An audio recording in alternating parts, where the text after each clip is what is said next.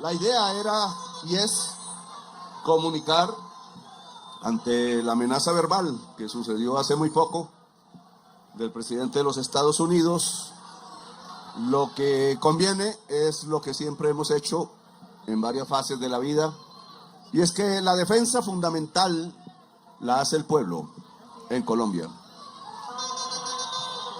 Y esa es la idea, dar instrucciones sobre cómo se hace esa defensa.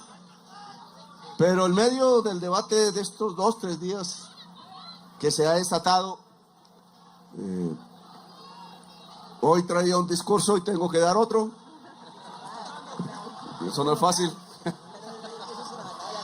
El primer discurso era bastante duro.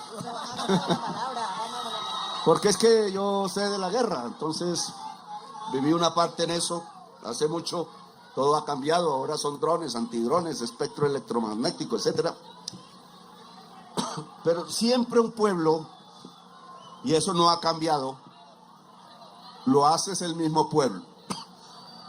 Yo sé que si alguien osara hacerme daño de cualquier manera, pues literalmente por la historia de Colombia, por el grado de apoyo que hemos alcanzado, entre más pasa el gobierno, más apoyo, contrario a lo que sucede siempre, lo que sucedería es que el pueblo de Colombia entra al conflicto. Y se repetiría lo que conocemos ya en los 2 siglos que llevamos de república. No hay que explorar mucho, todos lo sabemos. Y eso yo lo he tratado de evitar desde hace 34 años. Este conflicto verbal, hasta ahora, se desata por colombianos.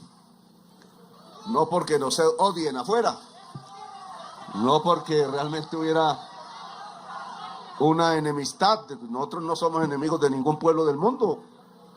Entonces se desata por el sectarismo político colombiano, que, como sabemos también en la historia reciente, siempre nos lleva a guerras civiles.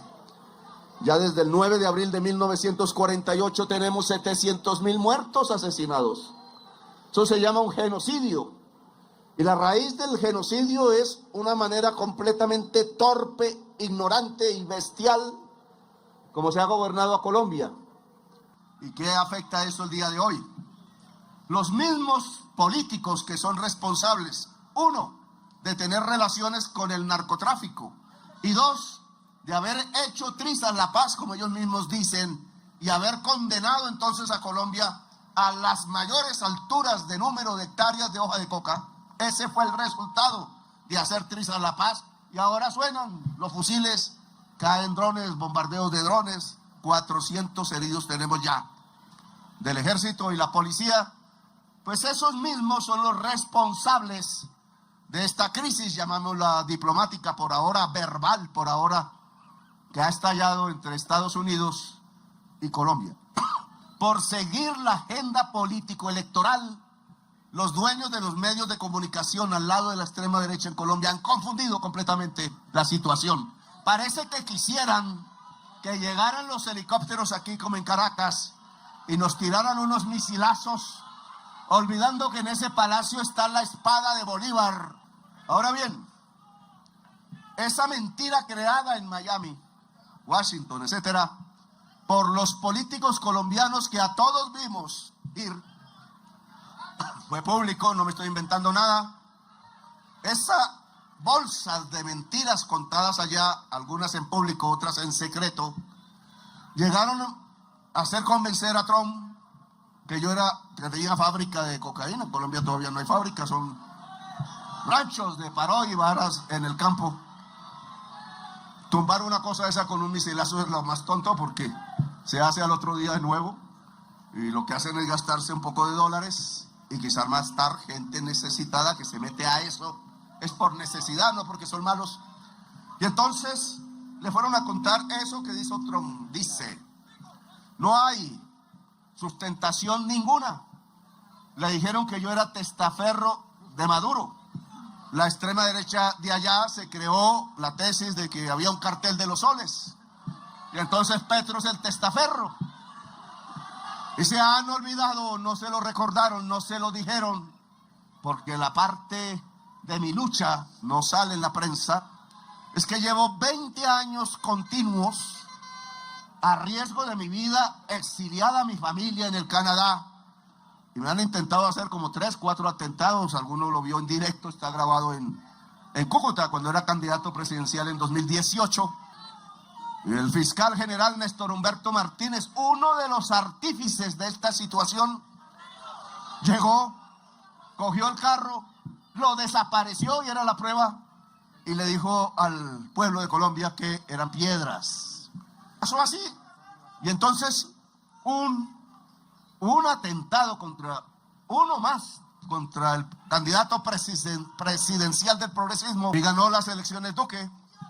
Y ahora vamos a que este grupo político que busca votos y derrotarnos y derrumbar el gobierno se dio cuenta por las encuestas de verdad que somos la primera fuerza política de Colombia.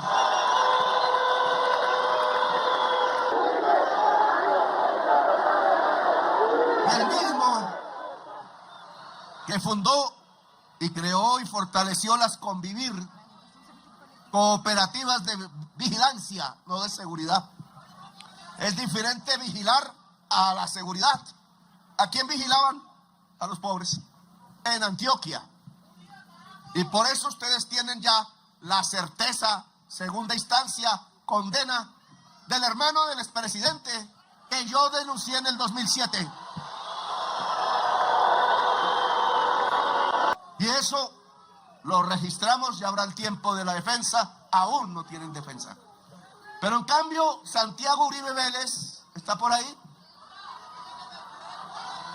y tiene 700 asesinatos relacionados con su grupo de limpieza, se llama, que denuncié en el 2007, y él amenazó a mi familia con los paramilitares de Tenjo, Cajicá y Chía. Y se fueron. Me acabó con mi familia sanguínea. Entonces, hoy, ¿por qué no está preso? Y sí están presos los que no se han robado un peso solo por ser mis ministros. Pues eso ya indica que hicieron, engañaron a Trump con sus aliados del estado de la Florida, de allá, pero que hablan muy bien español. Engañaron a Trump, es mi opinión. Y salió diciendo algo que es absurdo para cualquier ciudadano de Colombia, que Petro es el jefe del narcotráfico, si casi lo matan 4 veces.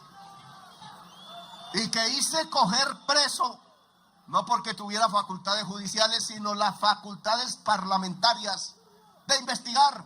Y usé 10 años de mi vida a riesgo contra una maquinaria que habían asesinado ya a 300,000 colombianos.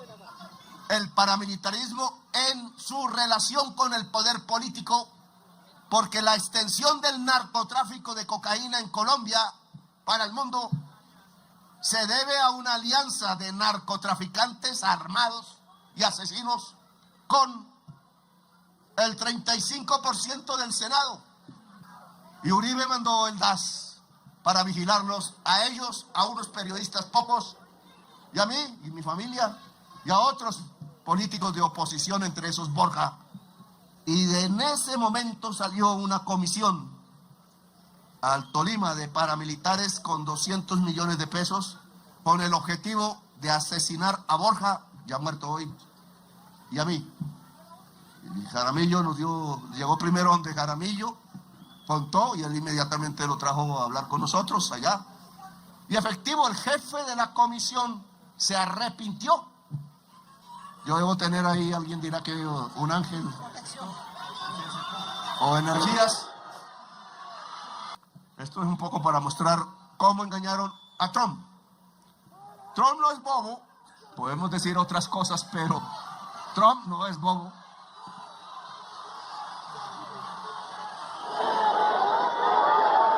Pasado ayer en la prensa colombiana empezó un rumor público de un barco de Estados Unidos en agua colombiana. Y yo estaba en el mar. Yo dije, no, pues ya aquí no tengo cómo defenderme. Menos que hayan sirenas y salga una guardia de sirenas o algo así. Una ballena azul. Total es que era mentira. Era un barco del cual no tuve noticias de su destino. No supe si estaba armado o era mercante y salía de Venezuela. Pasó por aguas colombianas y no alcanzamos a tomarlo. Mi orden fue tomar el barco, no disparar antes, para saber quiénes estaban ahí y por qué. Venía después de la amenaza verbal. Si no somos prudentes, pues tendríamos un poco de gente en la calle hoy, en las costas y en las playas, por sí mismo dispuesta a defender el territorio de Colombia. Hoy. Entonces me tocó cambiar el discurso, porque en medio de la disputa verbal con Trump por redes, entonces me dijeron que no debía usar redes en una cosa de esas. Si estamos incomunicados, ¿qué más vamos a usar? La incomunicación con el gobierno Trump, desde el principio que se posesionó, yo hablé 4 veces con Biden, nunca hubo problemas. Esa incomunicación, tal como dijo Habermas, genera violencia real. Y Trump, después del debate en redes, tuvo otra versión. Y hoy hemos hablado por teléfono por primera vez desde que es presidente.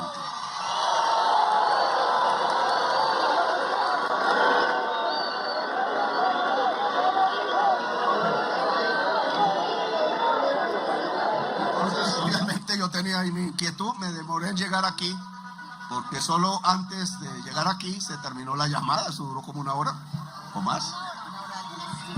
Me dejó hablar. Entonces yo traté de no hablar tanto, pero me quedé de para arriba. Y en la conversación toqué 2 temas para no alargarme, le dije, y una solicitud. Se restablezcan las comunicaciones directas entre cancillerías y presidente. Eso pedí. Si no se dialoga, hay guerra. Nos lo ha enseñado la historia de Colombia, como hasta mi abuelo, nacido en San Pelayo, Córdoba, 1898. Hasta él lo sabía. Si no se habla, pues nos fregamos, nos matamos entre nosotros mismos. Y lo que sucedió hoy, después de mucho tiempo, es que hablamos. Y restablecí comunicación por primera vez.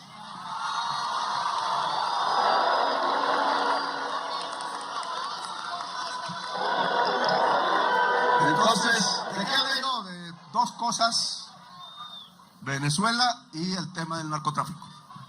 Le tuve que lanzar las cifras pocas, las mismas que he repetido aquí, porque se me indica si yo llevo 20 años arriesgando mi vida luchando contra traquetos de alto poder y políticos aliados de ellos. Y le dije, muchos de los políticos que han llegado aquí al estado de la Florida y Washington tienen relaciones con el narcotráfico.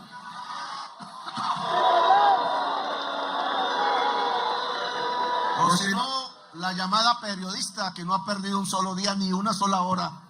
Yo a veces pienso mal en atajarme por todo y echar mentiras todo el tiempo. Pues ella sola, para dar un ejemplo, su familia política, uno lo asesinaron los paramilitares porque era paramilitar y asesino de verdad.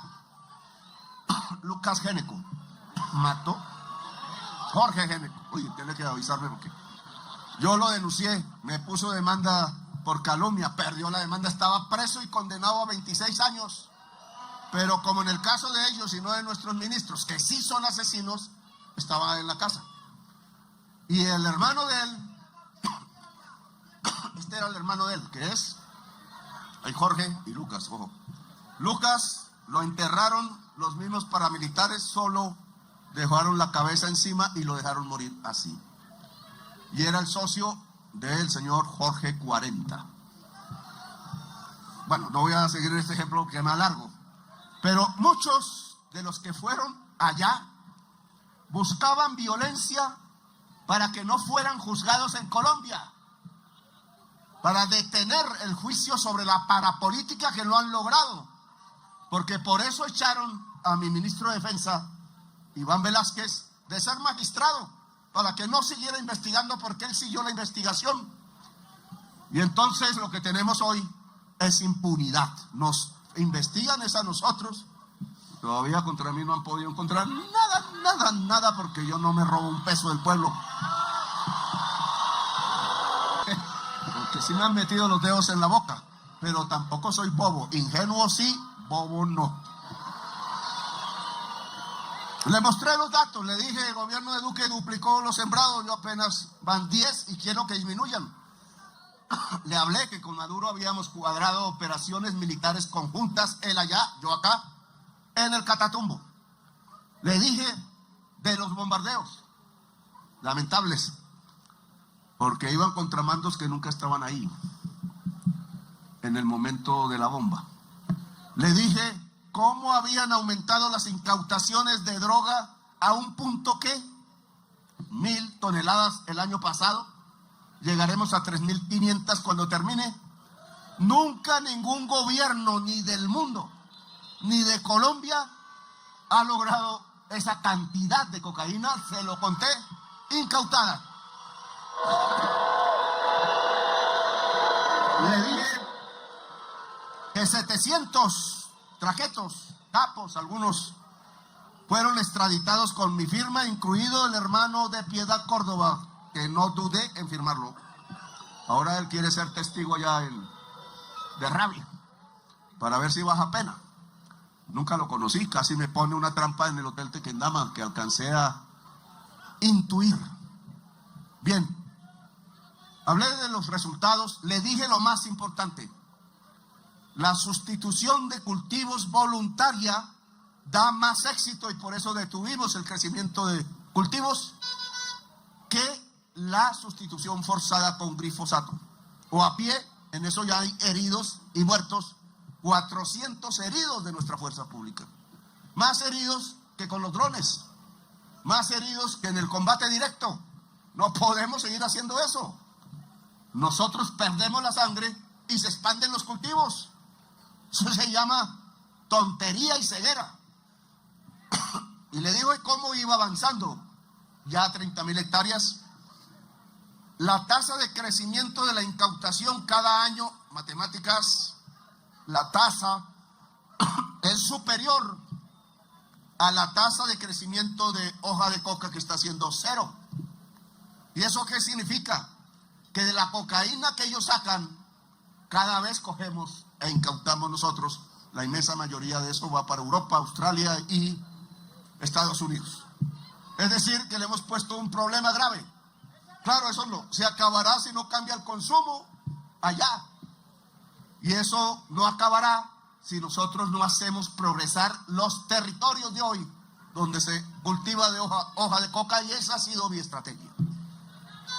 Y después le hablé de Venezuela.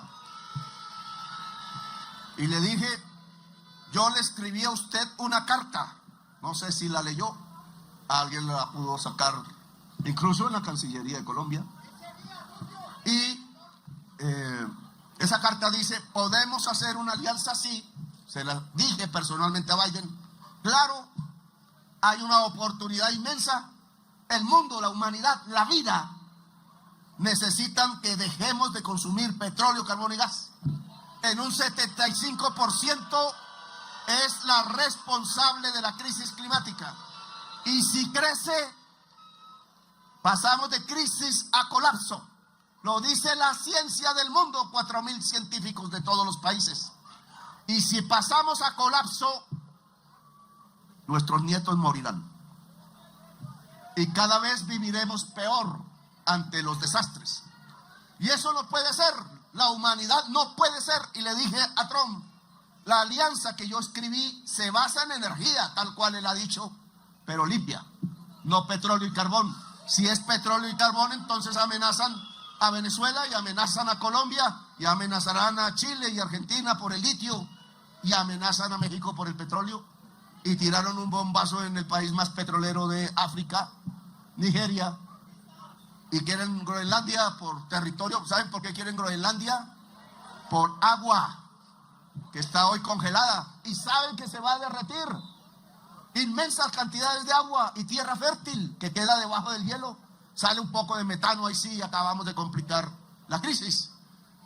Quizás por el derretimiento del hielo de Groenlandia llegamos al colapso. Quizás por la destrucción de la selva amazónica que sigue, llegamos al colapso. Y colapso significa, esa es la diferencia con crisis, en que ya no podemos devolverlo por ningún medio. Y si no podemos devolverlo, quedó la marca de la extinción de la vida. Y un progresista no va a permitir que la vida humana desaparezca en el planeta Tierra. ¿Cuál fue la respuesta de Trump? Pásamelo porque ya él acaba de escribirla. Y entonces he ahí el objetivo de estas manifestaciones porque se las quiero comentar. Dice Trump, ¿dónde? Dice Trump, ojo, claro, palabras tienen que ser seguidas de acciones. Fue un gran honor hablar con el presidente de Colombia, Gustavo Petro.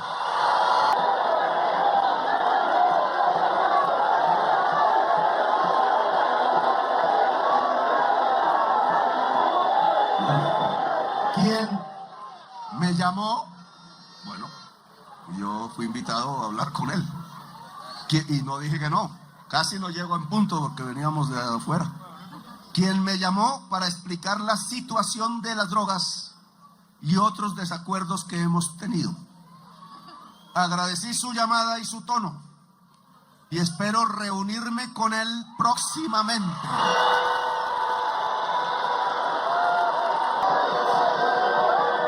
El secretario de Estado, Marco Rubio, y el ministro de Relaciones, la ministra de Relaciones Exteriores de Colombia, están realizando los arreglos necesarios. Canciller, le toca ir a Estados Unidos.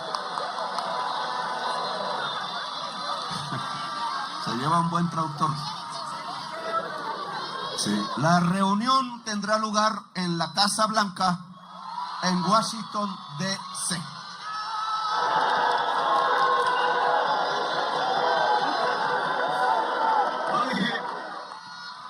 En mis trinos del fin de semana, de sábado y domingo, algunos me tocó a las 2 de la mañana precisamente por el barco. Y lecciones si esto se vuelve realidad. Uno, dialogar es fundamental directamente. Siempre. En los que todavía no hay acuerdo. Ese es nuestro objetivo. Que la paz de Venezuela es la paz de Colombia y viceversa. La paz de Colombia también puede ser la paz de Venezuela. Y hay que quitar el mayor factor de violencia entre Colombia y Venezuela, que se llama hoy por hoy Ejército de Liberación Nacional controlador, matando campesinos, 200 del Catatumbo colombiano. O el ELN, ¿se acuerda del sacerdote Camilo Torres Restrepo? Y lo vuelve a leer porque ya no leen.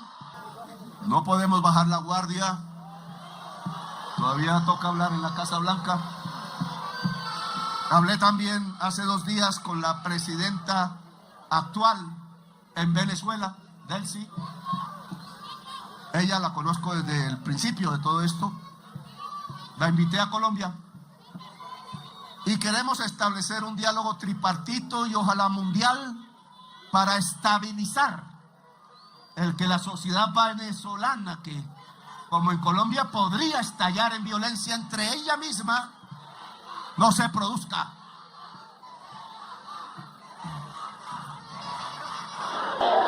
Ustedes dicen que venga Trump. Yo lo invité. Le dije que en una isla chéverísima, pero solo los 2 y las escoltas. De él, de seguridad y de vía, porque para que no tenga, habrá una fragata gringa y una nuestra, cuidando de misiles. Y yo voy, si es hablar, yo voy donde sea. Porque sé que las madres de Colombia en todo el país, las mamás de los soldados, a los cuales le hemos subido el sueldo, y a los patrulleros y patrulleras y soldadas al mínimo vital,